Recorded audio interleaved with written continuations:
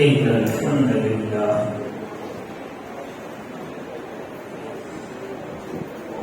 الحمد لله نحمده ونستعينه ونستغفره ونؤمن به ونتوكل عليه ونعوذ بالله من شرور أنفسنا ومن سيئات أعمالنا من يهده الله فلا مضل له ومن يضلله فلا هادي له ونشهد أن لا إله إلا الله وحده لا شريك له ونشهد أن سيدنا وحبيبنا وشفيعنا وسندنا ومولانا محمد أرسله بالحق بشيرا ونذيرا وداعيا إلى الله بإذنه وسراجا منيرا وصلى الله تعالى على خير خلقه محمد وعلى آله وأصحابه وأزواجه وذرياته وسلم تسليما كثيرا أما بعد فأعوذ بالله من الشيطان الرجيم بسم الله الرحمن الرحيم وأما السائل فلا تنهر وأما بنعمة ربك فحدث صدق الله العظيم وصدق رسوله النبي الكريم ونحن على ذلك من الشاهدين والشاكرين والحمد لله رب العالمين. اگر فرعون اٹھتا ہے تو موسیٰ کی عصا بن جا، زمانے کے لیے کچھ کر کہ اندازے وفا بن جا، کبھی خالق کبھی ذرار سی جرأت بھی پیدا کر، کبھی صدیق سا عاشق کسی کا آسرا بن جا، نبی کے عشق میں حسان سا ماحول پیدا کر، کبھی ایمان کی آتش میں عمر کا دبدبا بن جا، تیری ہر ایک صدا میں بلالی لہر پیدا کر، علی کا جوش بن جا، عثمان کی حیا بن جا۔ یہ دنیا انقلابی زندگی چاہتی ہے اے خالق، یہ دنیا انقلابی زندگی چاہتی ہے اے خالق، کچھ ایسا کام کر زمانے سے جدا بن جا۔ باوقار علماء کرام، معزز سامعین نظام، عزیز دینی بھائیوں، بزرگوں، نوجوانوں، معصوم بچوں اور پس پردہ بیٹھی ہوئی اسلامی مائیں اور بہنوں، مجھ سے پہلے استاد الاساتذہ حضرت اقدس حضرت مولانا مفتی محمد احسان صاحب قاسمی ندوی دعوت برکاتہم العالیہ بڑی مدلل اور مفصل اور علمی گفتگو آپ حضرات کے روبرو کر رہے تھے۔ دعا کریں اللہ ہم سب کو عمل کی توفیق مرحمت کر دے۔ میرے مشرق و کرم فرما حضرت اقدس حضرت مولانا مفتی رئیس احمد صاحب قاسمی نامزلہم، جو شیر اتراکھنڈ کے نام سے ہمارے ادھر مشہور ہیں، دعا کریں اللہ حضرت کا سایہ دیر تک قائم اور دائم فرمائے۔ میرے بڑے بھائی حضرت اقدس حضرت مولانا عبد المنان صاحب نامزلہم اور اسی طریقے سے جن کی محبتیں آپ حضرات کے اختیار میں پہلی مرتبہ حاضری کا شرف بخش رہی ہیں، حضرت اقدس حضرت مولانا اسعد صاحب رضی اللہ العالیہ، دیگر ماں اکابرین امت یہاں بڑے بڑے تشریف فرما ہیں۔ بہت مختصر گفتگو اور انشاءاللہ اپنے وقت متعینہ پر اپنی گفتگو کو مکمل کروں گا۔ دعا کریں اللہ صحیح کہنے کی اور ہم سب کو اس پر عمل کرنے کی توفیق عنایت فرمائے۔ تقریباً مہینے سے زیادہ ہو گیا جمعیت علماء دہرادون الحمدللہ میرے اور آپ کے آقا کی سیرت طیبہ کو آپ کے کانوں تک پہنچا کر، آپ کے دلوں میں جمع کر اور آپ کو عملی زندگی میں لانے کی کوشش کر رہی ہے، اتنا بڑا خرچ اٹھا رہی ہے اور تمام حضرات ان کا سایہ بھی اور ساتھ بھی دے رہے ہیں۔ دعا کریں اللہ جتنا اس نام پر خرچ ہو رہا ہے اپنے وعدے کے مطابق اللہ دنیا میں بھی عطا فرمائے، اللہ آخرت میں بھی عطا فرمائے۔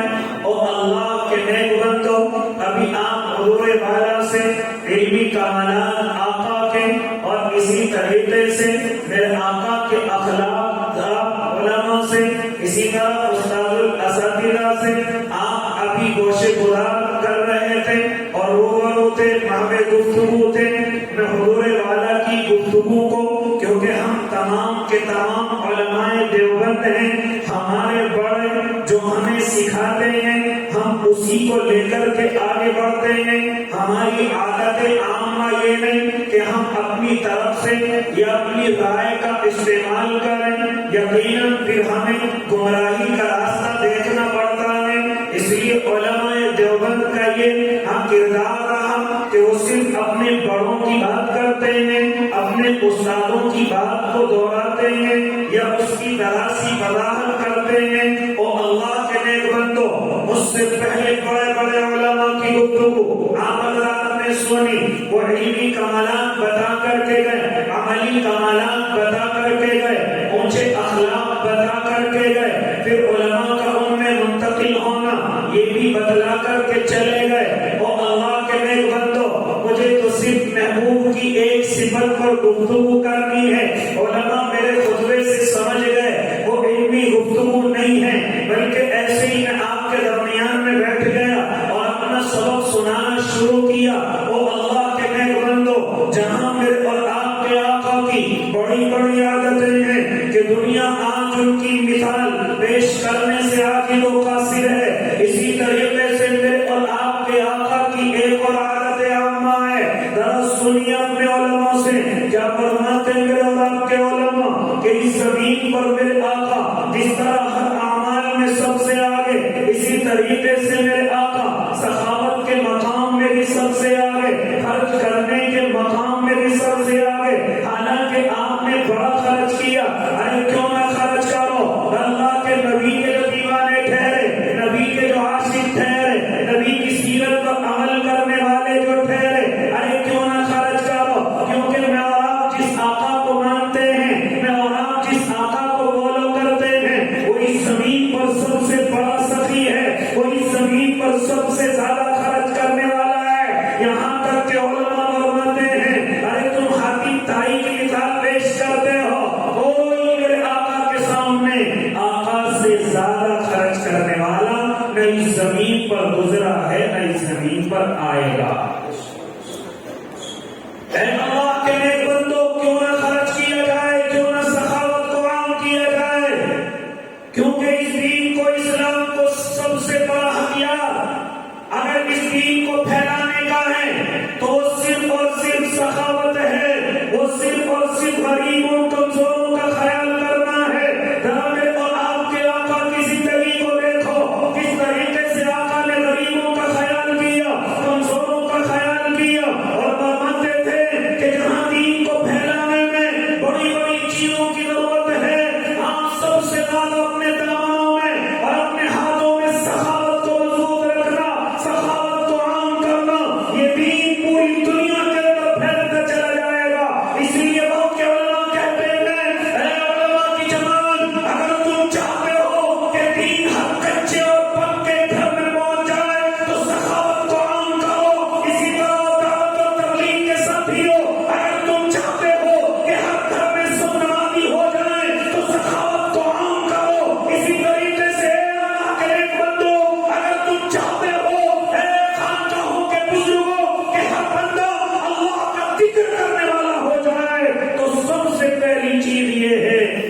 تم اپنے ٹھکانوں سے سخاوت کو عام کرو.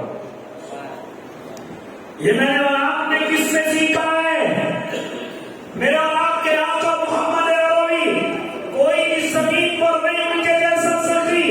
ذرا معلوم کرو اس سردار سے جو اللہ کے نبی کی خدمت میں حاضر ہوتا ہے اور آ کر کے عرض کرتا ہے یا رسول اللہ مجھے ضرورت ہے.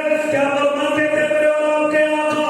ان دو پہاڑوں کے بیچ میں جتنی بھیڑ بکریاں تجھے نظر آ رہی ہیں، جب سب کا مالک تو ہے، لے کر کے اپنے گھر اور اپنے در پر روانہ ہو جا. چنانچہ وہ اللہ کا بندہ لے کر کے چلا ہے، لیکن اس سخاوت کا اثر اتنا ہوا ہے. معلوم کرو اپنے علماء سے کہ سیدھا اپنے قبیلے میں قدم رکھ کر کے اپنے تمام قبیلے والوں کو آواز لگا کر کے کہتا ہے، اے قبیلے کے لوگوں، میں ایسی شخصیت کرنی کر کے آ رہا ہوں جو میں نے زمین پر نہیں دیکھی. ہاں وہ ایسا عطا کرنے والا ہے، وہ ایسا خرچ کرنے والا ہے.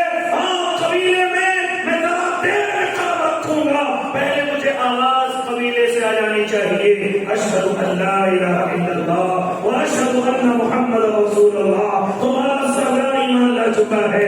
اے قبیلے کے لوگوں، یہ سردار تمہیں بھی آواز دے رہا ہے کہ اس محمد عربی پر میں تو مٹ چکا ہوں. تم بھی ذرا آواز سے کہہ لو اشہد ان لا الہ الا اللہ.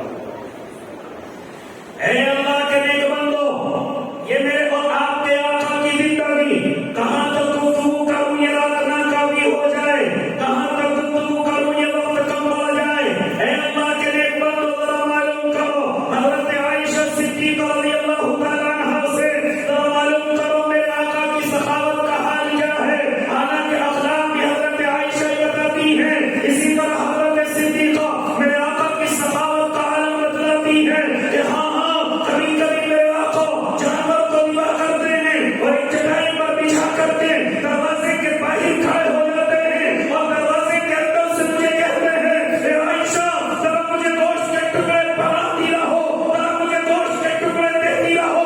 میرے گھر کے دروازے پر جتنے غریب اور کمزور اور فقراء آ رہے ہیں ان سب کے لیے محمد ان سب کے سب گوشت کے ٹکڑوں کو خرچ کرنا چاہتا ہے. ذرا سیکھو میرے اور آپ کے آقا سے. حضرت صدیقہ فرماتی ہے، جانور ذبح ہو گیا، میں گوشت کے ٹکڑے پکا رہی ہوں، پکڑاتی جا رہی ہوں. جب کافی دیر ہو گئی تو محمد عربی کی طرف سے آواز آتی ہے، اے صدیقہ کیا کچھ گوشت کے ٹکڑے باقی ہیں؟ فرمایا محبوب کوئی ٹکڑا نہیں ہے، صرف ایک شانے کی ہڈی باقی ہے، ورنہ ہم سب کچھ بانٹ چکے ہیں، اب ہمارے پاس کچھ نہیں ہے. تو میرے اور آپ کے آقا نے جواب فرمایا تھا، اے صدیقہ یہ تم نے کیا کہہ دیا؟ جو ہم نے دے دیا وہی تو ہمارا ہے، جو رہ گیا وہ ہمارا نہیں ہے. یہ مجھے اور آپ کو سبق ہے اللہ کے نیک بندو. یہ کاغذ کے ٹکڑے جو ہاتھ میں نظر آتے ہیں صرف آنکھ بند ہونے پر میرا اور آپ کا ساتھ دیں گے، لیکن جو چیز ہم غریبوں میں تقسیم کرتے ہیں، جو چیز ہم کمزوروں اور جو چیز ہم یتیموں اور بیواؤں اور مدرسے کے طالب علموں اور علماء کے ہدیوں اور تحفوں میں خرچ کرتے ہیں، یہ چیز میری اور آپ کی آنکھ بند ہونے کے بعد کام آئے گی. جب اس دنیا سے پردہ کر کے میں اور آپ قبر کے نیچے جائیں گے، ہاں قبر کی گہرائی میں پہنچیں گے، یہاں تک کہ حشر کے میدان میں جائیں گے. اے اللہ کے نیک بندو، یہ دونوں ہاتھوں سے خرچ کیا ہوا اس وقت میں کام آئے گا. کیا فرماتے علماء، اس دنیا سے جانے کے بعد دو لوگ اس دنیا میں آنے کی تمنا کریں گے. پہلا وہ شہید ہوگا جو اللہ کے نام پر شہید ہو کر کے گیا ہوگا، جو اللہ کے نام پر زخم کھا کر کے گیا ہوگا. ہاں وہ اللہ سے تمنا ظاہر کرے گا، اے رب کریم ہم تو معلوم کر رہا ہے ہمیں کیا چاہیے، حالانکہ تو نے ہمیں جنت کے بازو دیے ہیں، ہم کر کے جہاں چاہتے ہیں پہنچتے ہیں، ہم ہر کنڈیوں میں لٹک جاتے ہیں. اے رب کریم رب معلوم کرے گا، اے اللہ کے ایمانوں تمہیں اور کیا چاہیے، تمہیں اور کیا ضرورت ہے؟ تو جانتے ہو شہید کہے گا، اے رب اگر تو دینا ہی چاہتا ہے تو دوبارہ ہمیں دنیا میں بھیج دے، ہم تیرے اسلام پر شہید ہو کر کے آنا چاہتے ہیں. پہلا وہ آدمی ہوگا جو یہ تمنا کرے گا. دوسرا کون؟ فرمائے علماء کرام دوسرا کون ہے؟ ہاں وہ سخی، سخاوت کرنے والا، یا وہ جو اپنے گھر میں رکھ کر کے چلا گیا، جو جمع کر کے غریبوں کو لے کر کے گیا، جو غریبوں کے حصے دبا گیا، ہاں جو سارے مال کو دبا کر کے گاڑ کر کے چلا گیا، وہ اللہ سے صرف یہی تمنا کرے گا، اے میرے رب اگر تو مجھے اجازت دے دے میں تیری زمین پر دینا چاہتا ہوں، میں زمین پر جا کر کے دونوں ہاتھوں سے خرچ کرنا چاہتا ہوں، دونوں ہاتھوں سے غریبوں کا خیال کرنا چاہتا ہوں، لیکن میرے رب کی طرف سے اب دروازہ بند ہو گیا، اب کسی کو جانے کی اجازت نہیں، اب کوئی دنیا کے اندر نہیں جائے گا۔ اے اللہ کے نیک بندو، کہاں تک گفتگو کروں اپنے محبوب کی، کہاں تک گفتگو کروں اپنے آقا کی، رب کعبہ کی قسم میرے اور آپ کے آقا تو یہاں تک فرماتے تھے، ارے اللہ کو میری اتنی عبادتوں کی ضرورت نہیں، صبح شام میری عبادتوں کی ضرورت نہیں، پورے سال روزوں کی ضرورت نہیں، پورے سال ہر لمحے تسبیحات کی ضرورت نہیں، اللہ کے لیے تو اپنی نمازوں کو ادا کر لے، پھر اس کے بعد نکل جا، غریبوں کا خیال کر لے، کمزوروں کا خیال کر لے۔ فرماتے تھے میرے اور آپ کے آقا کہ ایک سخی سو عبادت کرنے والوں سے افضل ہے، وہ جہاں وہ عبادتوں میں لگے رہیں لیکن خرچ نہ کریں، وہ جو پنج وقتہ نماز پڑھیں لیکن غریبوں کا خیال کریں۔ او اللہ کے نیک بندو، عبادتوں میں تو یہاں تک بھی ہے کہ 1000 عبادت کرنے والوں سے بہتر ہے، 1000 عبادت کرنے والوں سے افضل ہے، کیونکہ دین تیری عبادت سے نہیں ہے، دین تیری سخاوت سے پھیلتا ہے، دین تیری محنت سے پھیلتا ہے، دین جب تو اپنے گھر کے گوشوں کو چھوڑ کر کے جب راستوں میں نکلتا ہے تب پھیلتا ہے، جب دشمنوں کا مقابلہ کرتا ہے تب پھیلتا ہے۔ ہاں اسی لیے عبادت کو مقدم نہیں رکھا گیا۔ اے اللہ کے نیک بندو، اگر عبادت مقدم ہوتی تو میرے اور آپ کے آقا خود بھی عبادت میں وقت پورا مکمل کرتے، صحابہ کو حکم دیتے، صحابہ کو عبادت کے لیے کہتے، لیکن عبادت پر زیادہ کیجیے، اس کے بعد نکل جائیے، ذرا قرآن کو پڑھیے، کیا کہتا ہے جب جمعے کے لیے بلاتا ہے، یا ایھا الذین آمنوا اذا نودی للصلاۃ من یوم الجمعہ فاسعوا الی ذکر اللہ وذروا البیع۔ معلوم تو اپنے علماء سے تجھے آواز لگا دی گئی جمعے کی نماز ادا کر لے، لیکن جب تو جمعے کی نماز ادا کر چکا، اب مسجد میں سونے کی ضرورت نہیں، اپنے گھر میں لیٹنے کی ضرورت نہیں، اب اللہ کا فضل تلاش کر، اب روزی تلاش کر، اب رزق تلاش کر، اپنے کاروبار کو تلاش کر، حلال رزق اپنے بچوں کے لیے تلاش کر، جمعے کے بعد جو بھی تو روزی کمائے گا اللہ تجھے اس میں برکت رحمت نعمتیں عطا کرے گا۔ اس لیے او اللہ کے نیک بندو، میں اپنے آقا کی گفتگو کرنے لگا، ہاں یہ سخاوت کا مقام ہے، کوئی میرے آقا جیسا سخی نہیں۔ اگر میں اور آپ آقا کے نقش قدم پر چلنا چاہتے ہیں تو صرف سنتیں پڑھنا آقا کی، ہاں آقا کی زندگی کے مطابق چلنا نہیں ہے، صرف تسبیحات پڑھنا آقا کی زندگی کے مطابق نہیں ہے، بلکہ ہم ہر پہلو پر میرے آقا کی زندگی پر غور کریں، محبوب کی زندگی پر غور کریں، جیسے آقا سخاوت کرتے ہیں، جیسے آقا خرچ کرتے ہیں، وہی مادہ میرے اور آپ کے اندر ہو، وہی تمام چیزیں میرے اور آپ کے اندر ہو۔ آپ کو تک پائجامہ تو بڑا اچھا ہے لیکن خرچ کرنے میں بڑا کنجوس ہے، کنجوس اللہ کو پسند نہیں۔ یہاں تک فرمایا میرے اور آپ کے آقا نے کہ کنجوسی اور ایمان دونوں ایک ساتھ جمع نہیں ہو سکتے، کنجوسی اور ایک ایمان دونوں ایک ساتھ جمع نہیں ہو سکتے۔ اللہ کے نیک بندے، مومن تو سخی ہوتا ہے، مومن تو خرچ کرنے والا ہوتا ہے، مومن تو غریبوں کا ساتھ اور کمزوروں کے سروں پر، یتیموں کے سروں پر ہاتھ رکھنے والا ہوتا ہے۔ ذرا آقا کو دیکھیں، میں ویسی گفتگو نہیں کر رہا ہوں اپنے محبوب کی۔ ایک مرتبہ علماء فرماتے ہیں، راوی بیان کرتا ہے کہ ایک مرتبہ آقا کے سامنے کہیں سے 90,000 درہم آ گئے، اللہ کے نبی نے ان کو فرش پر بچھایا اور بچھا کر کے ان کو بانٹنا شروع کیا، تقسیم کرنا شروع کیا، یہاں تک کہ آپ تقسیم کرتے گئے اور بخار لیتے چلے گئے، آپ کے کمزور صحابہ لیتے چلے گئے۔ لائن میں کون ہے؟ اللہ کو مانتا یا نہیں مانتا ہے، اس چیز کی کوئی پرواہ نہیں، میرے آقا تقسیم کرتے چلے گئے۔ جب 90,000 درہم مکمل ہو گئے تو میرے آقا معلوم کرتے کچھ ہے، کہا کہ آقا سب کچھ تقسیم ہو گیا ہے۔ چنانچہ ایک اور اللہ کا نیک بندہ اللہ کے نبی کی خدمت میں حاضر ہوتا ہے، لوگ سنو اللہ کے دیوانو، ہاں ہاں ذرا سنو، جب وہ تمام کے تمام درہم تقسیم ہو گئے، میرے اور آپ کے آقا ہاں اس آدمی کو دیکھتے ہیں جو اللہ کے نبی کے سامنے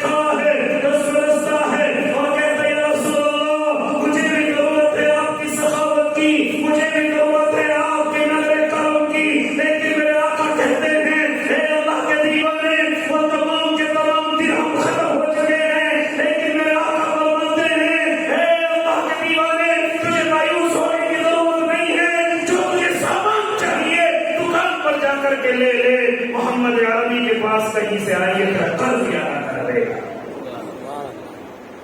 محمد عربی کے پاس کہیں سے آئیں گے جب اس قرضے کو میں ہی اتار دوں گا، کیونکہ میرے دروازے سے کوئی خالی ہاتھ نہیں جاتا.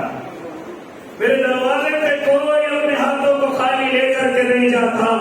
اے اللہ کے نیک بندو، یہاں درمیان میں گفتگو کرتا چلوں اور شیطانی دھوکے سے آپ کو نکالتا چلوں. وہ شیطانی دھوکہ کیا ہے؟ کبھی کبھی ہم جب خرچ کرنے کا موقع آتا ہے تو ہمارے ذہنوں میں یہ بات آتی ہے کہ اللہ اگر ہمیں بھی دیتا تو ہم بھی خرچ کرتے، اگر ہمارے پاس ہوتا تو ہم بھی خرچ کرتے. یہ تمہیں کس نے مہکا دیا؟ صرف دینے والا ہی خرچ کرنے والا ہوتا ہے. ہاں، جس کے پاس زیادہ ہوتا ہے اسی کے پاس زیادہ خرچ کرنے والا ہوتا ہے. نہ میرے بھائی، مالدار کنجوس ہوتے ہیں، غریب دل کھول کے ہوتے ہیں. لہٰذا سب مالدار خرچ کرنے والے نہیں ہوتے، سب غریب دبانے والے نہیں ہوتے. یہ سخاوت اللہ غریب کو بھی دے سکتا ہے، امیر کو بھی دے سکتا ہے. اس لیے میرے اللہ نے جب ہم قرآن کا مطالعہ کریں تو میرے اللہ نے خرچ کرنے کی کوئی حد متعین نہیں کی ہے. میرے اللہ نے یہ نہیں کہا 100 اونٹ خرچ کرو گے تو سخی کہلاؤ گے، 1000 بکریاں خرچ کرو گے تو سخی کہلاؤ گے، کسی غریب کا مکان بناؤ گے تو سخی کہلاؤ گے. نہ، اللہ کے نیک بندے، جب بات سخی کی آتی ہے، جنتی کی آتی ہے، متقی کی آتی ہے، اللہ کے دوست کی آتی ہے، تو میرا اللہ بیان کرتا ہے وَمِمَّا رَزَقْنَاهُمْ يُنْفِقُونَ. جو ہم نے تجھے رزق دے رکھا ہے، چاہے تیرے پاس ایک ہی روٹی ہے، آدھی روٹی کسی غریب کو دے دے اور تیرا نام سخیوں میں لکھ دیں گے. ہم تیرا نام سخیوں میں لکھ دیں گے. ہمارے یہاں کیفیت متعین نہیں ہے، ہمارے یہاں حد متعین نہیں ہے. ایسے تو مالدار صحابہ آگے نکل جاتے، ایسے تو حضرت عثمان اور عبدالرحمان آگے نکل جاتے. کیا ضرورت تھی حضرت ابن عقیل کے وہ 2-4 کھجور پورے مال پر ڈال کر کے میرے آقا نے فرمایا تھا اے میرے صحابہ سن لو، ان کھجوروں کی وجہ سے تم سب کا مال غزوہ تبوک کے موقع پر اللہ کے میدان میں قبول ہو چکا ہے. کیا اشارہ تھا؟ کیونکہ میرے اللہ کے یہاں زیادتیاں نہیں چلتی، میرے اللہ کے یہاں دل کے حال دیکھے جاتے ہیں. ایک روٹی کا مالک ہے، آدھی کسی غریب کو دیتا ہے، ذرا دیکھو تو صحیح، وہ اپنی آدھی سلطنت دے چکا ہے. وہ آدھی روٹی نہیں ہے، وہ اس کی آدھی سلطنت ہے. اس لیے اللہ کے نیک بندو، جب میرے آقا کی زندگی ایسی تو آقا کے صحابہ کی کیسی ہوگی؟ ذرا آخر میں گفتگو کرتا چلوں. ایک ملک شام سے، اللہ کے دیوانوں میں سے ایک ملک شام سے چل کر کے آتا ہے حضرت امیر المؤمنین حضرت ابو بکر صدیق کا زمانہ ہے. آ کر کے حضرت ابو بکر کی خدمت میں حاضر ہوتا ہے اور عرض کرتا ہے اے امیر المؤمنین، میں نے سنا ہے کہ تم بڑے امیر ہو، میں نے سنا ہے کہ تم دینی بھی امیر ہو اور دنیاوی بھی امیر ہو، لوگوں کے ذمہ دار ہو اور مال کے اعتبار سے بھی اللہ نے تمہیں بڑھا دیا ہے. چنانچہ کہتا ہے اے حضرت ابو بکر، مجھے آپ کی ضرورت پڑی ہے. حضرت ابو بکر صدیق اس ملک شام سے آنے والے اللہ کے بندے کو اپنے گھر پر لے جاتے ہیں. وہ ملک شام سے آنے والا کہتا ہے میں نے دیکھا ہے کہ حضرت ابو بکر کا دروازہ تو بڑا خوبصورت ہے، لیکن جیسے میں گھر کے اندر پہنچا ہو تو ایک ٹوٹی ہوئی چٹائی بچھی ہوئی ہے، ایک ٹوٹا ہوا بچھونا بچھا ہوا ہے. میں جا کر کے اس پر بیٹھ گیا. جب کافی دیر ہو گئی میں نے حضرت ابو بکر صدیق کو کہا اے اللہ کے نبی کے لاڈلے، اے ان کے پہلے خلیفہ، جانتے ہو میں کیوں آیا ہوں؟ میں ملک شام سے اس لیے آیا ہوں کہ میرے اوپر کاروبار کی وجہ سے قرضہ ہو گیا ہے. میرے اوپر کیا ہو گیا ہے؟ کاروبار کی وجہ سے قرضہ ہو گیا. ڈپریشن کے اندر ہو، صرف یہ آخری راستہ تمہارے پاس آنے کا. کہیں اگر یہ راستہ بھی بند نظر آ گیا تو یہ اللہ کا بندہ کہیں دنیا سے رخصت نہ ہو جائے. ذرا سنو، اور یہ باتیں کیوں سکھانے لگا ہوں، کیوں بتانے لگا ہوں؟ خالی نمازوں کی پہلی اور بعد کی سنتیں پڑھنا سن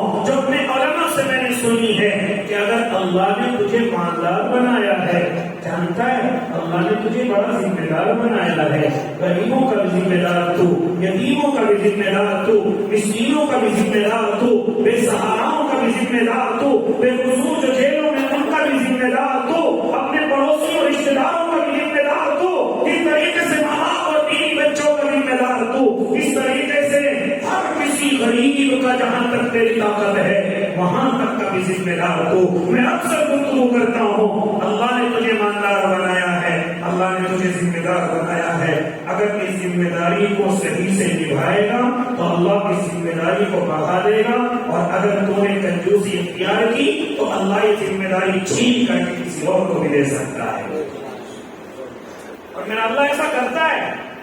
میں اور آپ روزانہ سال دو سال میں تجربے کرتے رہتے ہیں، آج کوئی ایماندار کل کوئی ایماندار، آج ایک غریب ایماندار کل کوئی ایماندار غریب، یہ میں اور آپ اپنی آنکھوں سے دیکھتے رہتے ہیں۔ یہ کہیں ذمہ داریوں کے اندر کمی تو نہیں ہے، اس لیے او اللہ کے نیک بندو ذرا سنو کیا فرماتے ہیں حضرت ابوبکر صدیق، وہ تو میرے دروازے پر آیا ہے لیکن تجھے یہاں کچھ نہیں ملے گا، آنسوؤں کے نچوڑنے کے سوا حضرت ابوبکر پر کچھ نہیں ہے، تجھے ٹوٹی ہوئی چٹائیوں سے نظر آ رہا ہوگا، لیکن حضرت ابوبکر صدیق فرماتے ہیں میں تجھے ایک ایسے گھر کا پتہ بتلائے دیتا ہوں، ہاں ایسے گھر کا پتہ بتلائے دیتا ہوں جس کی سخاوت پر فرشتے بھی ناز کرتے ہوں، جس کی سخاوت پر فرشتوں کی آنکھوں میں بھی آنسو ہو، جس کی سخاوت پر محمد عربی باپ باپ کو جنتی لقب دے چکے ہوں، میں ان کے گھر کا تجھے پتہ بتلائے دیتا ہوں، وہ گھر کوئی اور نہیں حضرت عثمان ابن عفان کا ہے،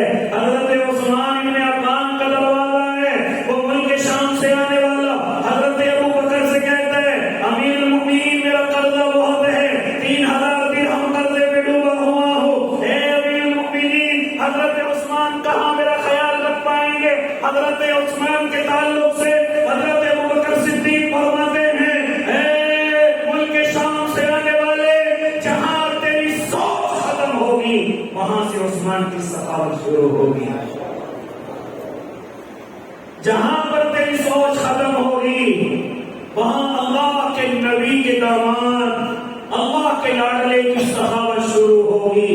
لہذا حضرت عثمان ابن عفان کے دروازے پر پہنچتے ہیں، لیکن بیچارہ ملک شام سے آنے والا کنڈی کو بجاتا ہوا ڈرتا ہے، گھبراتا ہے کہ کہیں اندر سے غصے میں کوئی جواب نہ مل جائے، جیسے آج میری اور آپ کی حالت ہے، اگر معلوم ہو جائے یہ مانگنے والا ہے دروازہ کھولنے کی ضرورت نہیں، حالانکہ انہی کی دعاؤں کی وجہ سے تیرا کام چلتا ہے، یہاں تک کہ اگر معلوم ہو جائے کوئی مدرسے والا رسید لے کر کے تیرے دروازے پر ہے، اللہ کی قسم ماتھے کی سلوٹیں بیاں کرتی ہیں، یہاں تک کہ مدرسے والے کو دیکھ کر تیرا دسترخوان بھی کہتا ہے کہ تو کیسا اس کے ساتھ برتاؤ کر رہا ہے، ابھی مالدار آ جائے، ابھی تیرے دروازے پر رشتے دار آ جائے تو تیرا دسترخوان بھرا ہوا ہے، لیکن جیسے مدرسے کا مدرس یا مدرسے کا معلم جو تیری قوم کے بچوں کے لیے تیرے دروازے پر آتا ہے تو اس سے اپنی ماتھے کی سلوٹیں اور پانی کو پوچھ پوچھ کر کے سوال کر کر کے جب تک وہ منع نہ کر دے تو خاموش نہیں بیٹھتا۔ اے اللہ کے نیک بندے، ہم نے تیرے برتاؤ کو دیکھا ہے، ہم نے تیرے برتاؤ کو دیکھا ہے، اللہ کی قسم یہ چیزیں اللہ کے یہاں لکھی جا رہی ہے کہ تو مہمانوں کے ساتھ کیسے برتاؤ کرتا ہے، ایک دنیا کا مہمان آ جائے تیری عزت کا عالم کیا ہے، اور ایک اللہ کے نبی کے مہمانوں کے لیے تیرے دروازے پر آ جائے تو تیری چہرے کا عالم کیا ہے۔ اللہ کے فرشتے سب کچھ لکھتے ہیں، بات ذرا کڑوی ہے لیکن برداشت کرنی ہوگی۔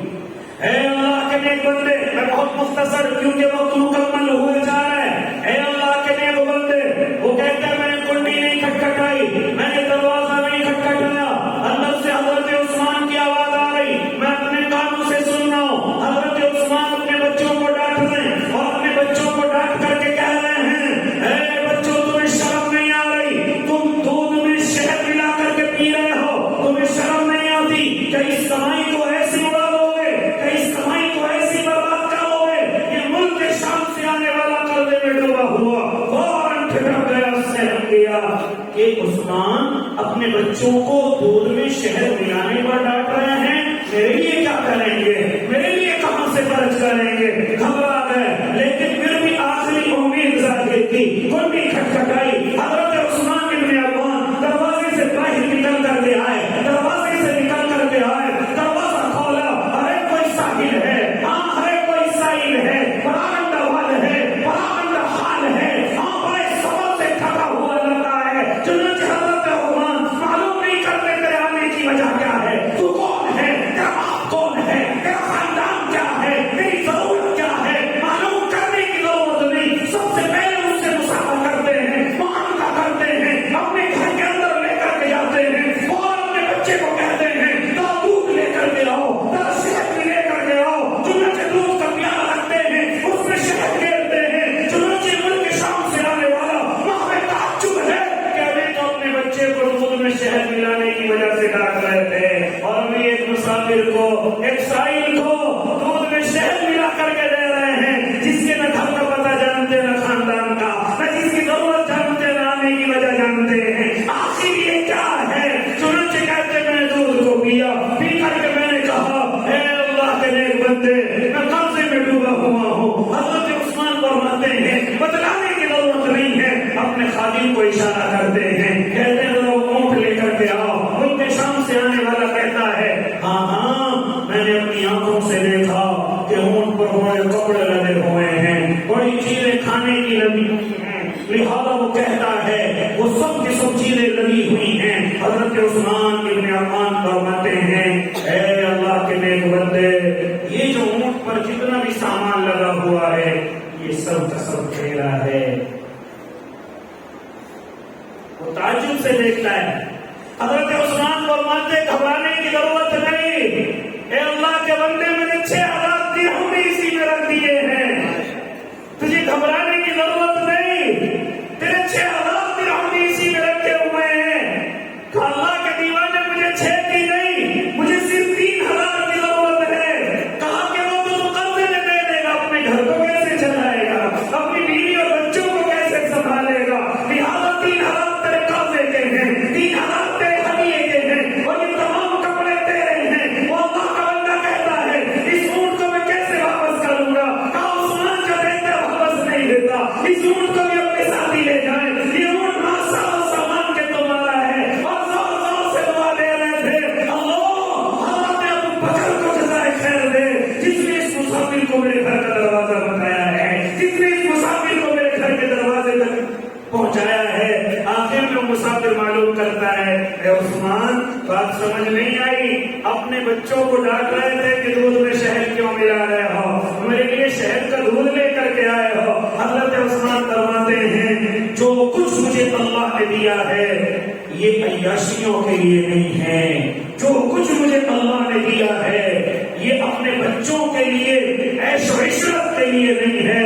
من چاہا خرچ کرنے کے لیے ہے. یہ مجھے اللہ نے اس لیے دیا ہے تاکہ میں آقا کے نوکروں کی نوکری صحیح سے کر سکوں. تاکہ میں کس کی؟ آقا کے نوکروں کی نوکری صحیح سے کر سکوں. اس لیے اللہ نے مجھے دیا ہے. میرے بچوں کے لیے نہیں ہے. میرے گھر کے لیے نہیں ہے.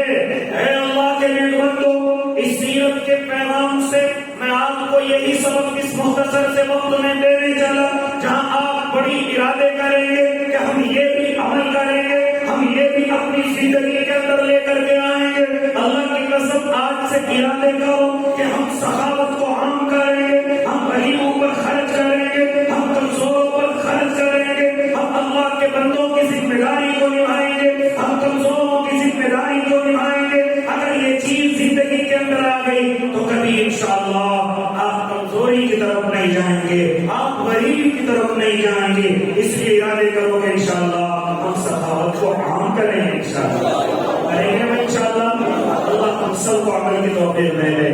آمین. واخر دعوانا الحمدللہ. ماشاءاللہ.